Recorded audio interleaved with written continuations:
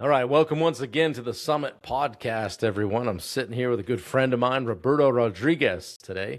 He's the owner of ARC. Is it remodeling or renovations, Roberto?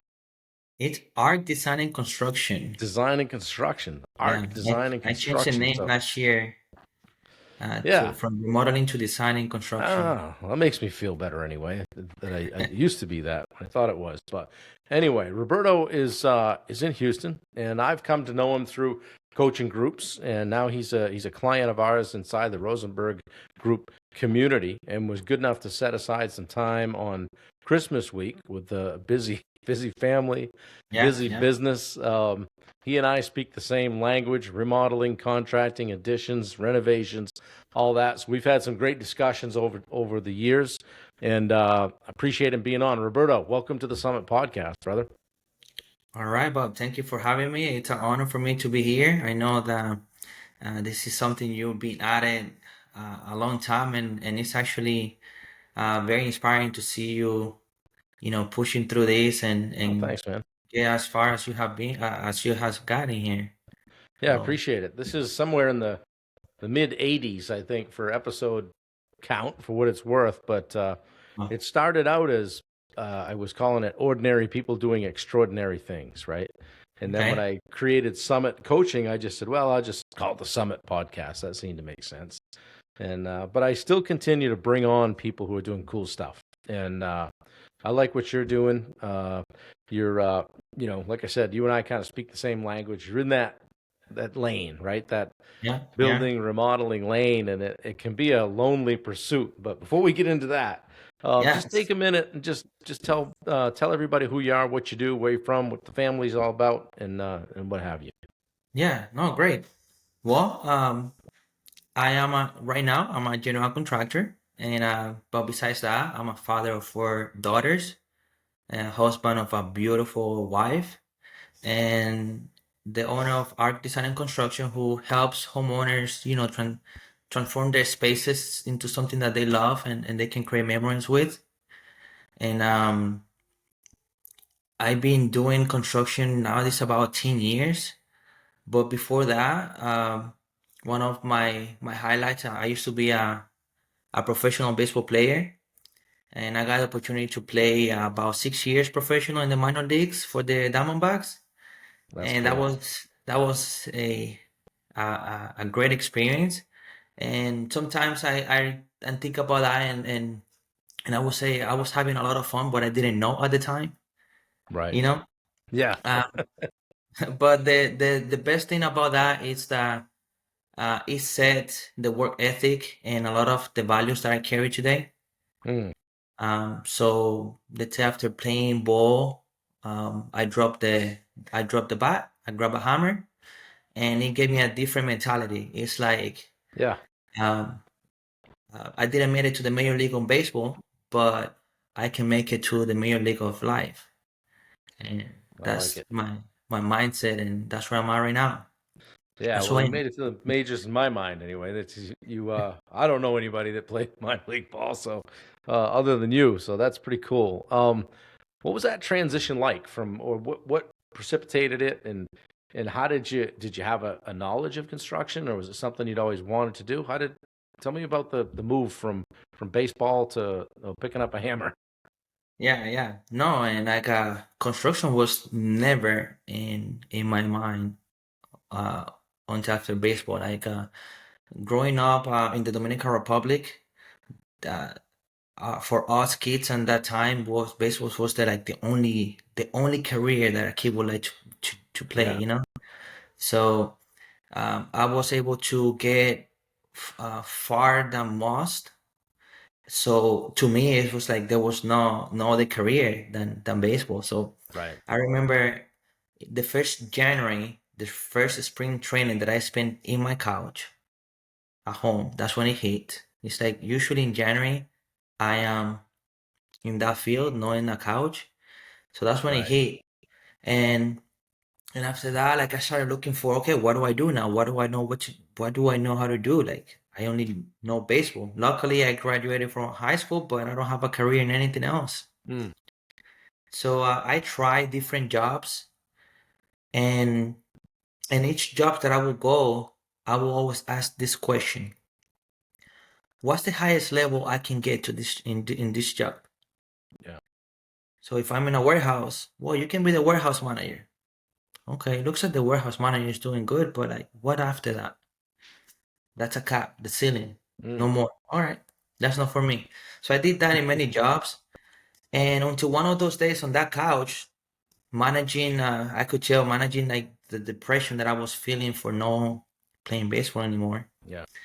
I used to manage that watching HGTV. So all of those, right? Yeah. Uh, all of those shows, yeah, I was like, oh, this is kind of cool. And in one of the jobs that I was into, one of the my coworkers told me, "Hey, you could be good in construction management." Interesting. Okay. So I put those two together. I that feedback that coworker gave me, and that I liked watching HGTV, and I started pursuing. Luckily, I had a brother-in-law who was a general contractor and gave me the opportunity, and it was the closest thing that resembled my path in baseball. Right. It's like I started as a rookie. It's like I have no idea of this construction, and it was up to me to see how far I could get. Mm. There was always, what's the next level? Well, you start as a golfer today, but you can, Right. you can upgrade to a helper, a job site helper. Yeah. And each year I saw that path. Oh, okay, I can manage this growth. Yeah. So today it's been 10 years since I started that rookie level, and now I'm a GC doing big projects, and I feel like I'm playing in the major leagues right now of construction. But I'm the rookie in the major leagues right now. Okay. Yeah, I like it. I like the analogy and how you've tied it to baseball. It's cool. Do you miss playing? I do. Yeah. Yeah. Yeah. It was hard to stop for sure. It sounds like maybe you're going to be a softball dad, though. Yeah, I mean, I'm fighting against. I have people asking me to go play, but um, my ego doesn't let me yet. I mean with all those girls, they're gonna have you going. You're gonna be coach Roberto, I bet.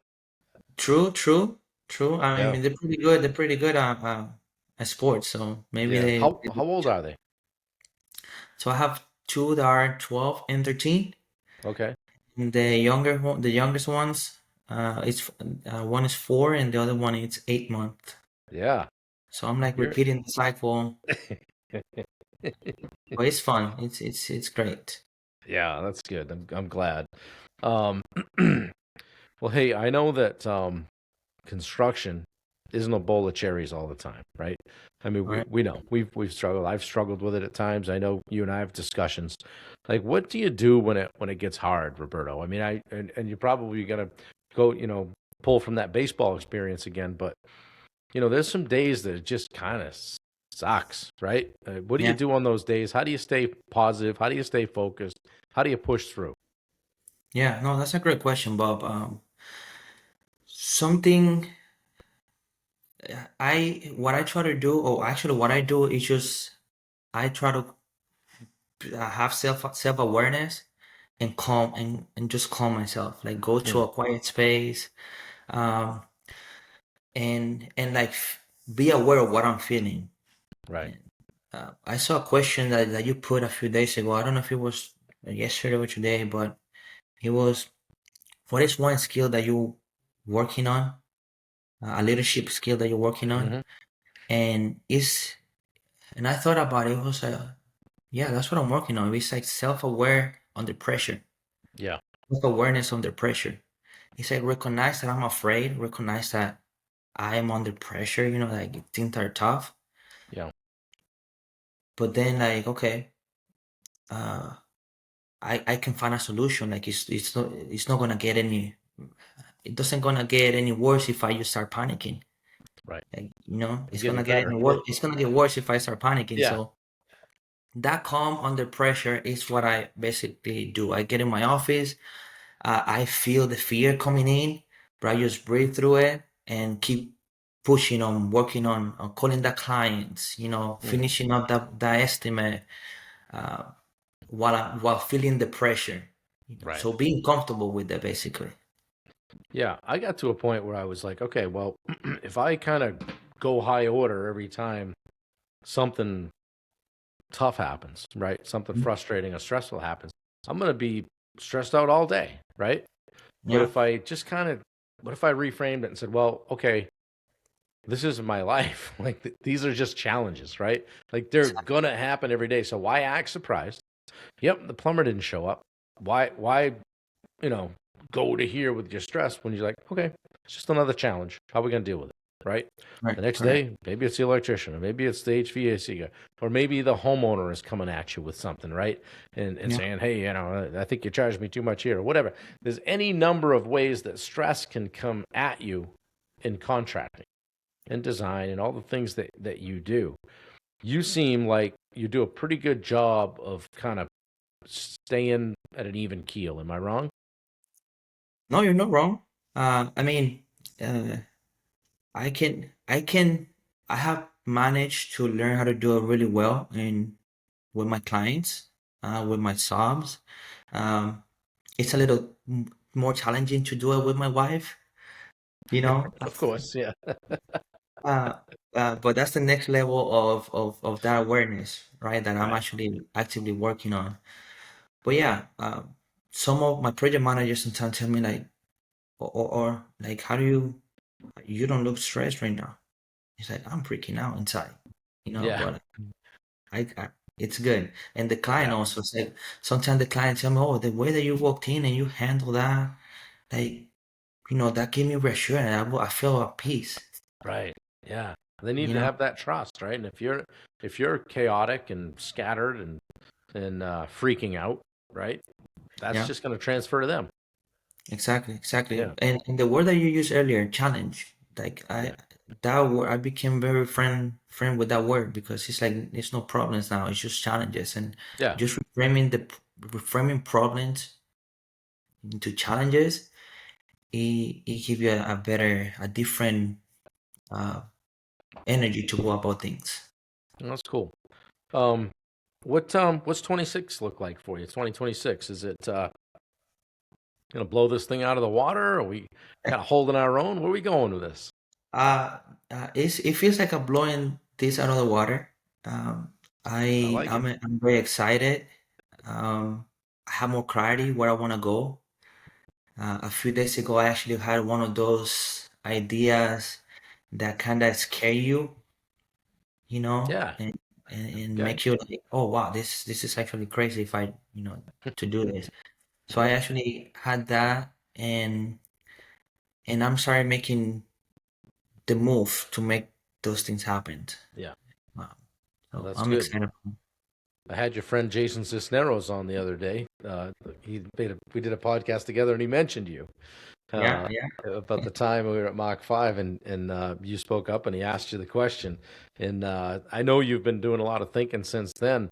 How have things been going since Mach 5? And do you feel like that coming away from that event gave you some momentum? Big time. Yeah. Big time. And it was mostly that call, that moment where Jason spoke on the conference. Um, because that was one of those moments that when you go to an event, let's say, okay, I'm going to this business event and I'm gonna hear this information, but whatever he shared, I had no idea like that Mm, existed. It yeah. was something, like, wow, I finally found something like I didn't know that I didn't know that. Right. Right. You know, so when he shared that, that was mind blowing, and he actually the whole event plus that call plus that talk, it has shifted momentum in myself Good. mostly. Well, we do the 2 day and the ground school events right there in Houston. So, of all the people in the community, you're most uniquely positioned to just take advantage of all of it because you just drive over, which is cool. Yeah, I'm just 15 minutes away. I'm there. So, have you gone to lunch with Steve yet, or gone out and smoked a cigar with him? We did want to Good. have some smoke. It was really cool. Ah, that's good. Well, speaking of communities and events and all that stuff, I mean, you're a member of the coaching community now, but you and I met in the contractor fight. Talk for a minute about the value of finding your tribe or getting in the right rooms. Yeah. Hey, that about getting in the right rooms. Yeah, Okay. yeah, That was something that has been, that was mentioned a lot in the last event. Being in the right room. There's no growth if you're in a room where it's empty right. or where you are the one that knows the most. True. So going into, just picture this, you walking into something that you have never been before, right? Yeah, Imagine walking it just by yourself. Let's just say there's a lot of wind or rain and all this stuff, and you're just walking by yourself through that unknown.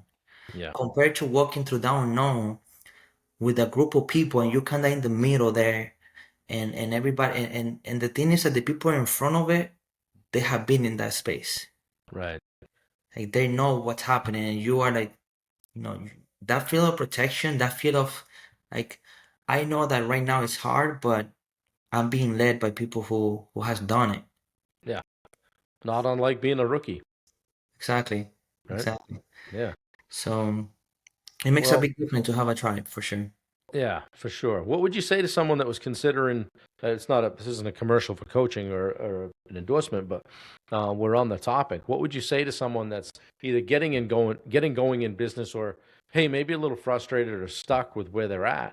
Hmm. Um, what would you say to them about checking out some coaching?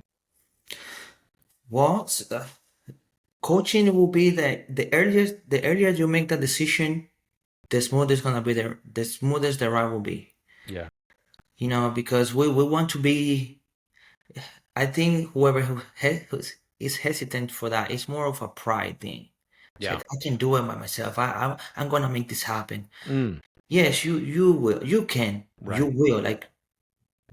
But Eventually, eventually, but like if you want to have enjoy years you know, of the fruit coming from that hard work, yeah, coaching like it will help you speed those things. Like the mindset that you'll get in this short amount of time, it's like worth like 10 years of just running alone. That's how I 100%. see it. Yeah. Yeah, it's like when I first started, I was like, well, but I didn't I really didn't know there was such a thing, right, as a Mhm. business coach. Yet I would go get a nutrition coach or a guitar instructor, Yeah. anything I wanted to get better at, I would just get a coach. And I'm like, one day I was like, I wonder if there's somebody that could help me with this stuff. And Yeah. lo and behold, there was. So, but yeah, it's pretty cool, and it's been fun to watch your growth too. And you're a student of the game. I suspect you were that way uh, in baseball too. You're very inquisitive. I know when I talk with you, you've well, let me put it this way. When we have an event and it's a 2-day event, and Steve says, "Does anybody have any questions?"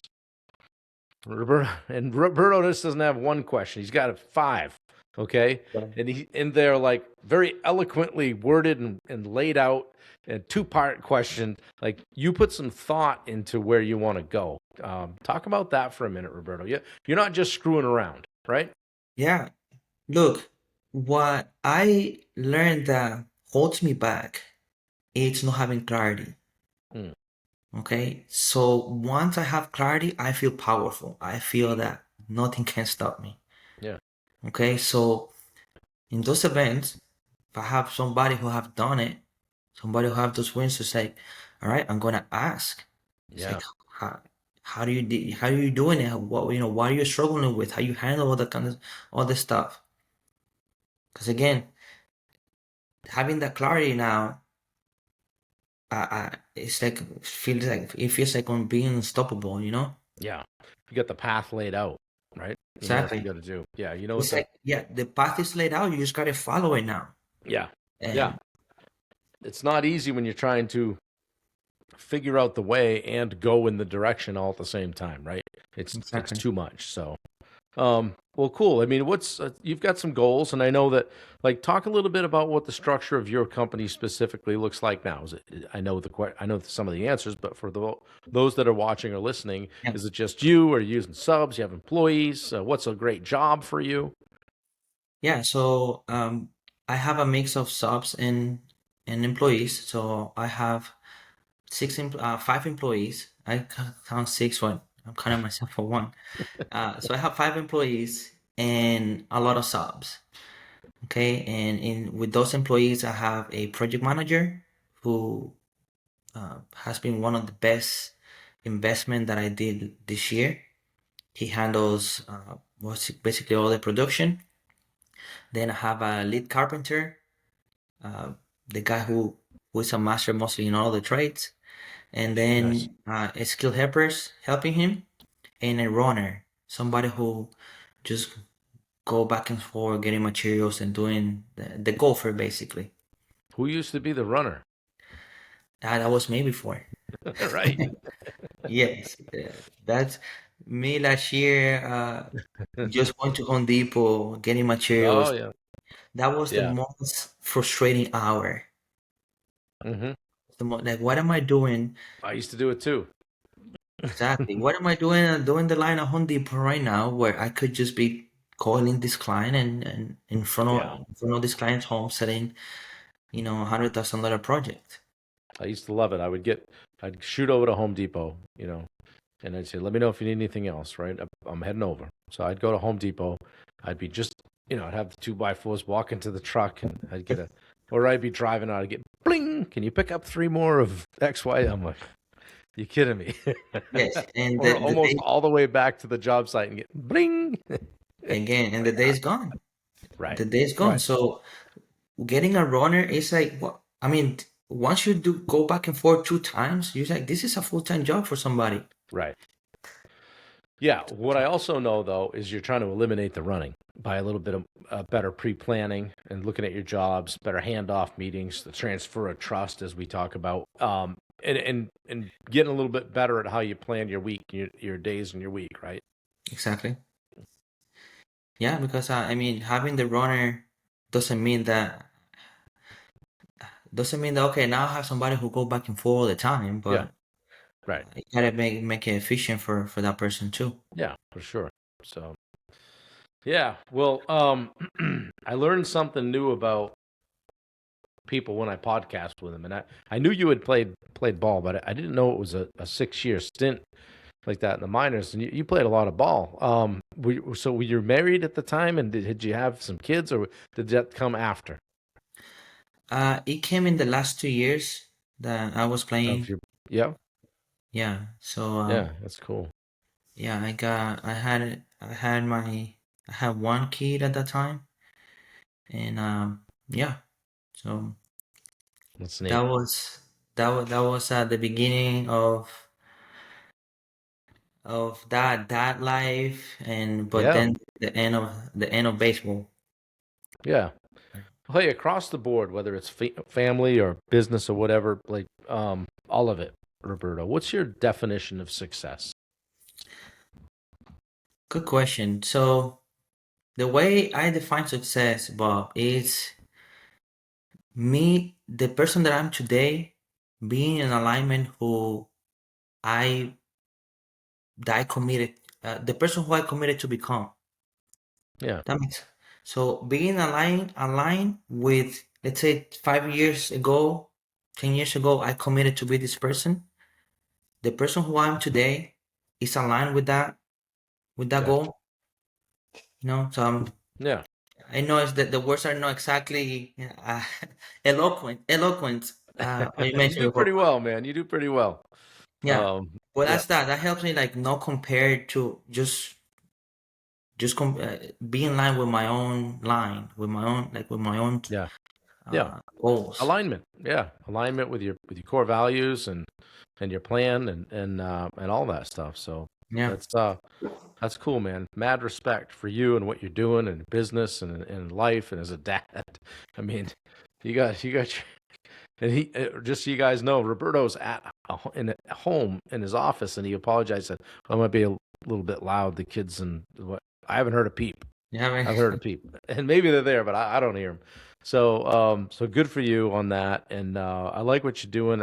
Just keep doing it, man. Keep focusing on the goal, right? And don't take your eye off the prize. I'm humbled and respectful to be on the ride with you as part of your coaching team. Okay, and you know you can call me anytime, and I love our chats. So, um, I always mention my book, Finding Your Edge, right? And we talked about this before about, I always try to ask somebody, what's your edge? And to be defined as like how you show up when the shit hits the fan, right? Or, what you bring to the table that others don't, right? And maybe just simply like how you show up differently than others, okay?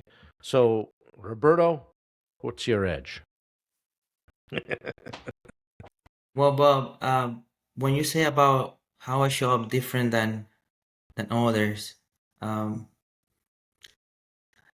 I don't know if this exactly match the answer to your question, but I would say showing up in a humbling way, like the whatever is going on at the moment, like I don't know the answer. Like I'm about to learn something. Well, Right. let's put it like, let's say an argument at home or a conversation uh Yeah. with my wife or something. Like it's like going to there with how I'm gonna how I'm gonna get better from this. Like Right. how can we get better from this? Yeah. So does that Humility. the Yeah. humility? So does Yeah. that define the edge? Yeah. I think so. I think it's what you bring to the table that many others don't. That's your edge for sure. Yeah. So that's cool. Well, man, it's been fun. I'm glad you took a few minutes. I know it's a busy week. Busy week. Lots going on. I know your house will be crazy for the next few days. We're looking forward to it as well. As we wrap up, um, I like to ask this question, whether it has to do with life or business, your choice, both, whatever. Basically, hand you the mic. I'm going to get out of the way. Mhm. What would you like people to know? Well, I mean, I would mix it both with both life and business. It's the goals that we have of being successful, mostly are tied to business and money. Okay? But it has become very crucial to me that if I'm not successful with in my family, like Hmm. with if I'm not a major league dad, a major league husband, all right, no other success matter. Right. Yeah, man. I feel the same way. I feel the same way. So, Roberto Rodriguez, everyone. That must have been good for the announcer. Now batting.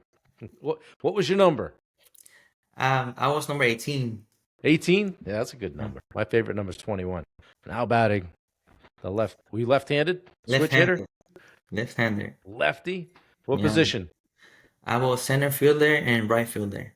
Center and I had right. a good arm, so I ended up being in right field, lefty. Nice. Lefty and right, yeah. Lefty in right field.